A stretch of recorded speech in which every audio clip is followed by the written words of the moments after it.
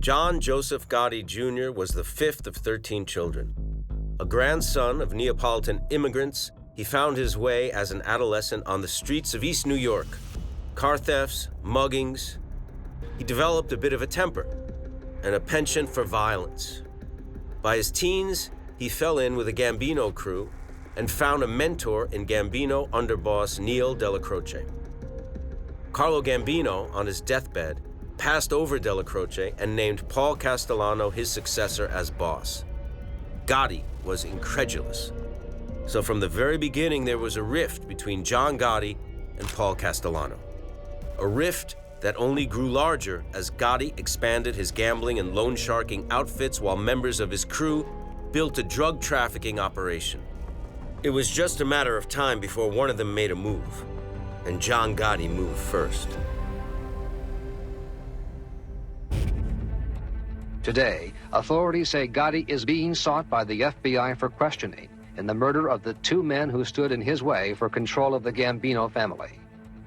Paul Castellano, the head of the Gambino family, was killed because he was upset with John Gotti and his crew being involved in narcotics. Castellano didn't want any part of narcotics. Gotti did, because it made him money. The killing of a mafia boss is very disruptive, obviously, to the Cosa Nostra. When Gotti kills Castellano, there are rumors about who supported it and who didn't. But as a result, Gotti was, in a lot of ways, anathema to a lot of the other mobsters. We were concerned about Gotti, but not paying that much attention to him until December of 1985, when he became the boss of the family. So he now becomes our #1 target. And with the Gambino squad, we're focusing on that. Gotti is able to evade law enforcement for a few years, and it's a combination of having this network where he's able to insulate himself from specific crimes and specific offenses. With minimal hard evidence linking Gotti to the hit, he took over control of the Gambino family with little restriction. John Gotti bursts onto the scene in the American perception. Suddenly he's on the front page of the tabloids, and he's this persona right out of Central Casting. John Gotti showed up at the right time in New York. You have more lavish parties happening at night. You've got bigger nightclubs. You've got more celebrities stepping out at night and, again, being photographed by the media. John Gotti is one of these guys that likes to be photographed by the paparazzi. He is called the Dapper Don. One report said each suit cost $1,000. Gotti supposedly got angry. The suits cost $1,800. Gotti was on the front page all the time, and the aura grows around him. The Brioni suits, and Andy Warhol does a portrait of him. He became a star. He's a murderer, he's a drug dealer, he's this and he's that. People loved him, you know what I mean? I think there's probably still people out in Howard Beach who still love him. That's the best man around, and I'm 45 years old, the best man for me. As far as Mr. Gotti goes, I've known him as a youngster and always as a gentleman. Whenever I see him walking, he always has a marvelous smile on his face. In fact, I admire the way he dresses. He's always been a very respectable person in the community. And I find it very hard to believe what they're saying about him.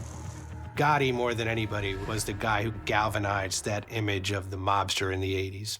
While the jury began to finally deliberate his case, John Gotti has apparently not lost his sense of humor. What do you think? How come you don't listen to the tapes? How come you don't put the earphones on? I like Julio Iglesias. His contemporaries, however, knew that public displays of wealth and arrogance led to indictments and violence. It was another breach of their code.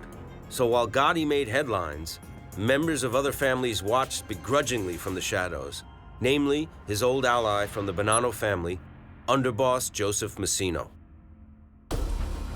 Massino and Gotti lived close together in the Howard Beach area, heavily residential, heavily Italian-American, and not far from JFK Airport, which explains some of the mob activities. It's an area with teachers, lawyers, and of course, infamously known for some of the mob characters who've lived there, among them being Joe Massino and John Gotti. They helped each other Gotti's people helped Massino when they took care of the 3 captains. Helped them dispose of the bodies. But I don't think Gotti and Massino liked each other. Joe Massino wanted to be the quiet Don. He did not want to have anybody know who he was. He didn't want anybody focusing on him. When he became the real full-time acknowledged boss, that's how he ran his family. He was really the antithesis of Gotti. Massino felt that Gotti was not doing the right thing by the mob and being too showy. And Gotti didn't think highly of Massino. He thought of him as a guy that was really under his thumb. Over time, they became antagonistic.